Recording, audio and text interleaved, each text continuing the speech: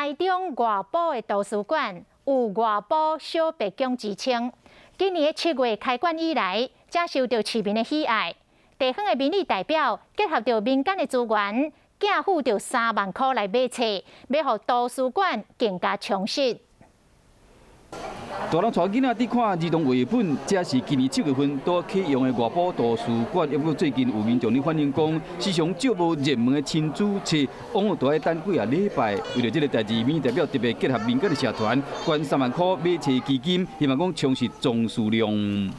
可以让他们来买儿童的绘本，还跟家长、跟孩子伴读的书籍，能够买一些这个热门的。 经典的在亲子教育的书，因为外埔图书馆又有外埔小白宫的外号，所以讲开馆以来就受到市民的喜意。不过目前开馆的时间，敢若到下晡5点半。 对着平常时无用上班的民众来讲，拢感觉真无利便。